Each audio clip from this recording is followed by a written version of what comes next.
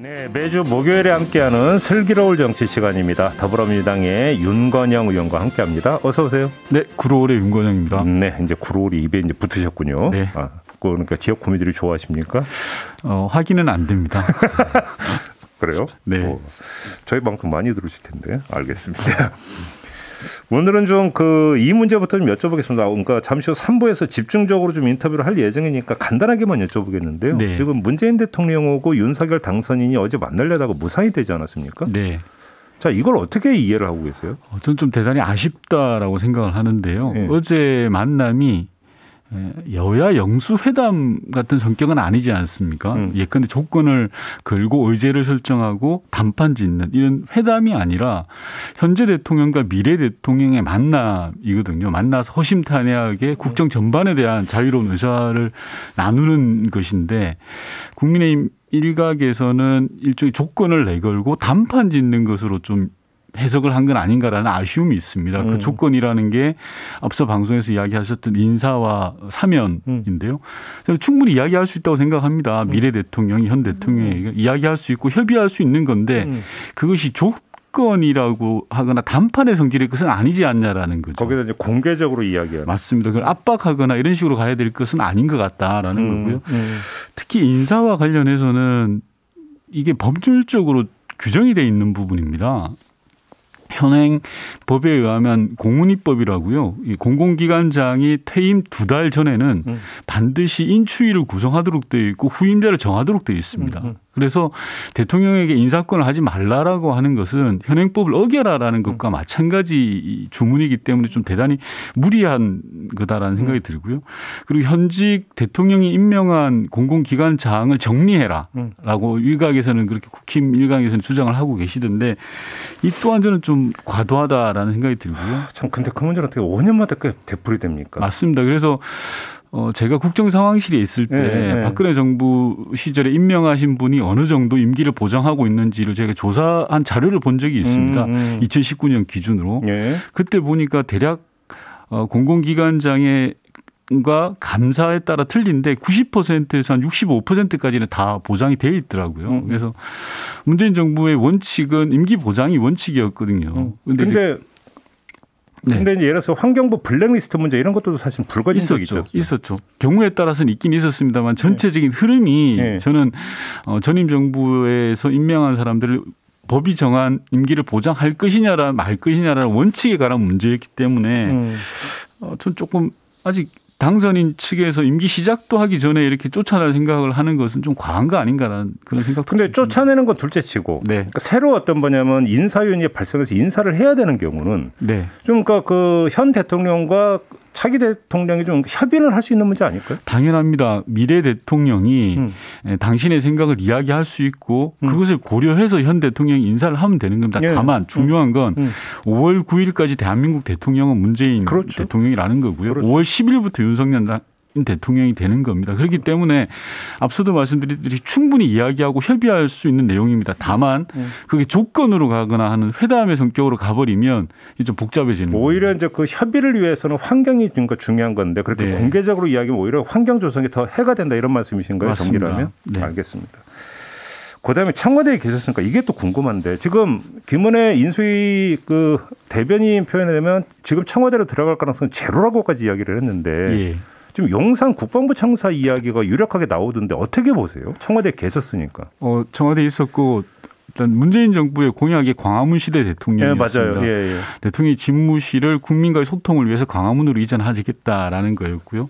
근데 이제 저희가 아주 정말 적극적으로 검토를 했었습니다. 광화문으로 옮기는 거. 이전 부지나 뭐 이런 것들을 다 했는데 두 가지 이유 때문에 저희가 포기를 했는데요. 첫 번째가 과도한 비용이 발생하는 거예요. 두 번째가 국민 불편의 문제였습니다. 그래서 이제 결국 대통령께서 국민들에게 공약을 이행하지 못한다라는 그런 양해 말씀드렸는데 저는 광화문 시대라는 것은 의미 있다라고 생각을 합니다. 여전히. 그래서 뭐 그런 앞서 말씀드린 두 가지 문제를 해결할 방안을 찾으셨다면 충분히 검토해 볼 만한 가치가 있다라는 생각이 듭니다. 윤석열 당선인이. 다만 국방부로의 이전은 전혀 납득이 되지 않습니다. 왜요? 국방부는 일종의 전쟁 지휘소와도 같은 개념이고요. 예. 국방부 하나만의 이전이 아닙니다. 국방부가 이전을 하게 되면 합참이라든지 그 주변 시설들이 연쇄적으로 이동이 돼야 되는 겁니다. 그리고 청와대 집무실을 현재 청와대에서 이전한다라는 것은 국민과의 소통을 위한 거지 않습니까? 첫 번째로 국방부 부지는 소통할 수 있는 곳이 아닙니다. 네네. 말이 안 되는 거죠. 예. 그러니까 주객이 전도된 것 같고요. 두 번째는 국방부 내에는 고도의 전략 자산들이 있습니다. 네네네. 그리고 국방부하고 인접해서는 주한미군 시설이라든지 방송에서는 말씀드리기 곤란한 그런 시설들이 있습니다. 그런 것을 다 이전하려면 수천억 정도에 가까운 예산이 들 겁니다. 그런데 일부 언론 보도에 따르면 광화문으로 이전하는 것보다 비용이 3분의 1로 줄어든다 뭐 이런 얘기가 나온다던데 아닙니까?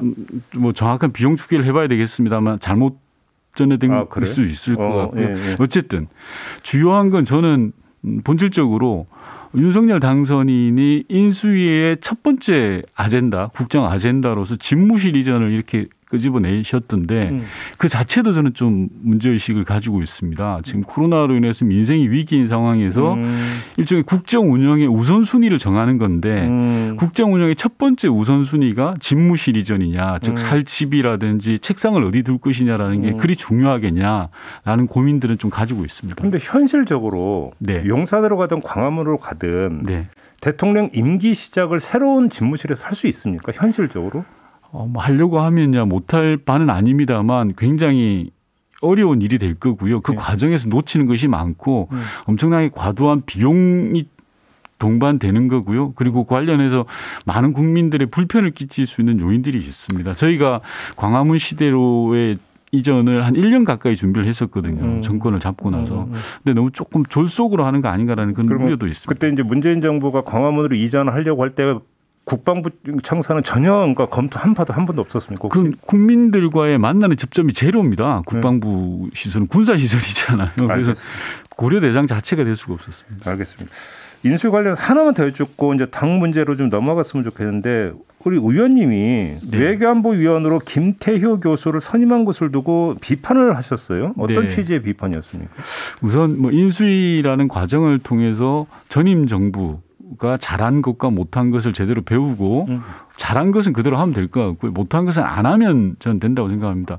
그리고 이게 전임 정부라는 건 진보 보수를 떠나서 이명박 정부에서 잘한 건 배우고 박근혜 정부에서 잘한 건 배우고 이렇게 하면 되는 건데 외교안보 인수위원으로 임명되신 분은 이명박 정부의 대북 정책을 사실상 디자인하셨던 분인데요. 이명박 정부에서 가장 실패한 정책으로 인정받는 게 대북 정책입니다.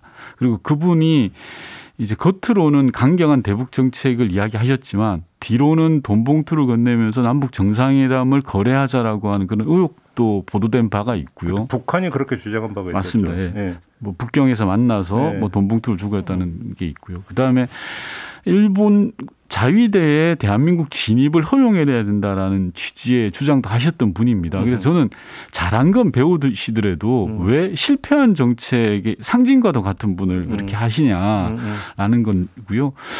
현재 진보 보수를 떠나서 학계에서조차도 많은 걱정들을 하고 있는 게 사실입니다. 아, 그래요? 네. 알겠습니다. 자, 당 문제로 좀 넘어갔으면 좋겠는데요. 윤호중 비대위원장을 둘러싼 지금 파열음이 계속되고 있는데 그냥 단도직입으로 여쭤보겠는데요.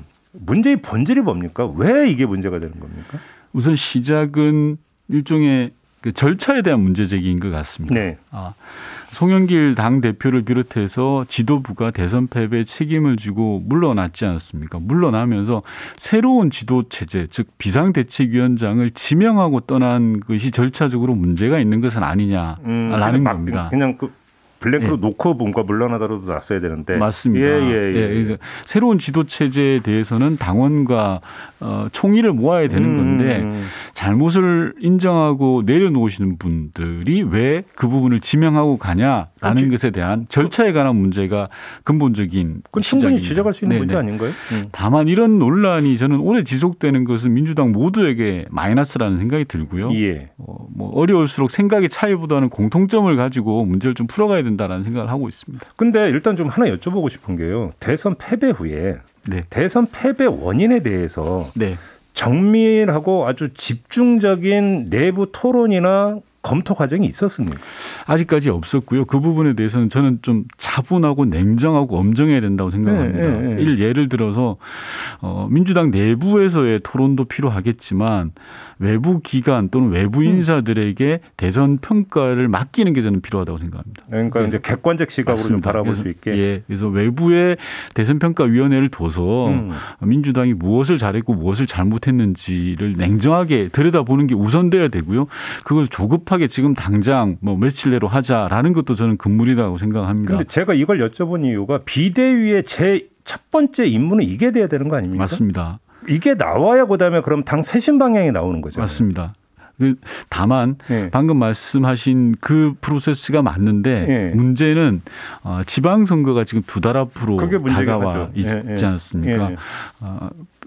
정상적이고 올바른 절차는 무엇이 문제인지 즉 진단을 정확하게 하고 처방을 내려야 되는 게 맞습니다만 지방선거가 2달 앞으로 남아있는 시점이다 보니까 두 가지를 병행해야 되는 그런 어려움이 있습니다. 중요한 것은 다시 한번 말씀드리지만 대선 패배의 원인과 진단을 철저하게 하는 것이 가장 중요하다. 그렇죠. 그게 제일 중요한 문제죠. 맞습니다. 또 한 가지 혹시 그러면 그러니까 지금 윤호중 비대위원장 갖고는 된다 안 된다라는 어떤 대립 구도에 기존의 개파 구도라든지 다른 구도가 지금 이게 스며 있습니까? 아직 그 정도까지는 아닌 것 같고요. 앞서 말씀드린 것처럼 기본적인 문제의식 자체가 절차에 대한 문제 제기를 하고 있는 거고요. 그리고 지방선거를 좀 제대로 치룰 수 있는가에 대한 걱정들이 좀 있는 것 같습니다. 하지만 제 개인적인 생각으로는 지금 상황에서는 좀 단합된 힘이 우선 아닌가라는 생각이 듭니다. 지금 이재명 등판론이 나오고 있잖아요. 당 일각에서. 네네. 의원님 개인 생각은 어떠세요? 이재명 지금은 이제 상임 고문으로 말씀드려야 될 것 같은데 당에 저는 훌륭한 자산이라고 생각을 하고 당이 어려울 때나 요구하는 시절이 반드시 온다라는 생각이 들고 그것은 본인이 원든 원하지 않든 그런 상황이 있을 걸로 예견됩니다. 그런데 지금 오늘 선거 끝난 지 일주일 되는 날입니다. 저 또한 마찬가지로 아직도 뉴스를 보기가 좀 아직 저어되고 세상을 바로 보기 힘든 상황인데 지금 시점에서 이재명 후보의 역할로는 좀 다소 빠른 느낌이라는 생각이 듭니다. 아직은 좀 빠르다. 네. 물론 그렇다고 해서 이재명 고문이 정치 접을 것도 아니고. 당이 훌륭한 자산이고요. 앞서 말씀드린 것처럼 역할은 반드시 있고 그 상황이 도래할 겁니다. 근데 지금 아무튼 비대위원장 문제를 둘러싸고 그 전에는 이제 그 몇몇 의원이 개별적인 의견 표명 수준이었다가 어제부터 좀 이제 집단 움직임 비슷하게 좀 나타나고 있는 게 있습니다. 예를 들어서 이제 더 미래가 윤호중 비대위원장 문제를 제기를 했고 더민초 같은 경우 일단 좀 회의는 했다고 그러고 그러면 이 양상이 만약에 확대가 된다면 문제는 더 커지는 거 아닙니까? 파열음이? 저는 혁신의 내용도 중요하지만 혁신을 해나가는 자세와 태도도 중요하다고 생각합니다. 국민들이 바라볼 때는 두 가지를 같이 볼 거라고 생각을 하고요. 그래서 그런 측면에서 당이 어려울 때일수록 단합된 자세로 돌파를 해야 된다라는 걸 우선 말씀드리고 더민초라는 것은 민주당의 초선 의원 모임입니다. 아직 전체 모임을 하지 않았고 오늘 있을 예정입니다. 오늘 윤호중 원내대표와의 만남이 있거든요. 그 과정에서 여러 가지 토론이 있을 걸로 보여집니다. 그리고 더민초 더 미래라고 당내 연구 모임인데요. 그 모임에서는 어제 결론을 내리지는 않았던 것 같습니다. 다만 오고 간 내용을 가감 없이 전달하자라는 정도 수준에서 내용이 논의된 걸로 알고 있습니다. 그럼 이제 지금 의원님 말씀을 쭉 듣다 보니까 이제 절차상에 좀 문제는 있었다. 하지만 지금 당의 안팎의 여러 사정을 고려를 해볼 때 이걸 가지고 더 이상 파열음 내기보다는 지방선거에 집중하는 게 맞는 거 아니냐 이런 말씀 같은데 맞습니까? 저는 개인적으로 그렇게 생각합니다. 다만 절차상의 문제도 우리 당은 당규상 그럴 수밖에 없는 원래 지도부가 있습니다. 사퇴하면 원내대표가 비대위원장을 지금 맡게 돼 있지 않습니까? 맞습니다. 그런데 지금 현재 원내대표가 윤호중 의원이신 거죠. 그러니까. 그러니까 그럼 일단 이제 보통 하면 윤호중 원내대표가 비대위원장을 맡은 다음에 본인이 비대위원장을 내려놓고 다른 사람을 위촉하거나 이렇게 하는 거냐 아니면 본인이 맡는 거냐. 선택지는 두 가지밖에 없었던 거잖아요. 조금 내밀하게 들어가면요. 윤호중 원내대표가 비대위원장을 맡아서 그러면 5월 중순까지가 원내대표 임기입니다. 비대위원장과 원내대표를 동시에 수행하는 게 어렵다라고 본 겁니다. 그 또한 저는 합리적인 판단이라고 생각하기 때문에 이런 문제가 좀 나온 겁니다. 마지막으로 희한하게 하여간 의원님만 모시면 북한에서 무슨 일이 발생하는데 그러게요. 또 탄도미사를 쏘아올렸는데 공중 폭발했다는 뉴스가 있었는데 어떻게 파악하고 계세요? 정확하게 한미 전략자산을 통해서 분석이 돼야 될 부분입니다. 아직 좀 섣부르게 이렇다 저렇다 단정하기는 좀 어려울 것 같고요. 이 자리를 빌어서 말씀드리면 북한의 그런 좀 도발에 대해서 좀 북한 스스로가 자제하고 판단을 제대로 내려야 됩니다. 이런 식으로 계속 극한상으로 몰고 가는 것이 한반도 평화에 도움도 안 되고 북한 스스로에게도 절대 올바르지 못한 행동이라는 걸 좀 잘 알았으면 좋겠습니다. 근데 왜 그럴까요? 예를 들어서 지금 미국이 우크라이나 문제 때문에 우리가 하면 별로 신경 못 쓸 거다. 뭐 이런 지금 판단을 하고 있다고 봐야 되는 겁니까? 북한 상황에서는 대단히 조급해진 것 같습니다. 김정은 집권 이후에 10년의 시간이 지났는데 김정은이 애초 자기가 집권을 하면서 내걸었던 여러 조건들, 약속들이 있거든요. 그 약속들이 제대로 수행되는지에 관한 문제. 그리고 70년 만에 북미 정상회담 그리고 남북 정상회담을 통해서의 여러 가지 내걸었던 것들이 있는데 그것들이 진행되지 않음에 따른 조급함도 일부 있을 것 같고요. 그리고 또 북한 내적으로는 무기 체제 개발이라든지 이런 뭐 수요도 좀 있을 걸로 보였습니다. 여기서라도 성과를 내야 된다. 네. 알겠습니다. 자, 이렇게 마무리하죠. 윤관영 의원과 함께했습니다. 고맙습니다. 네.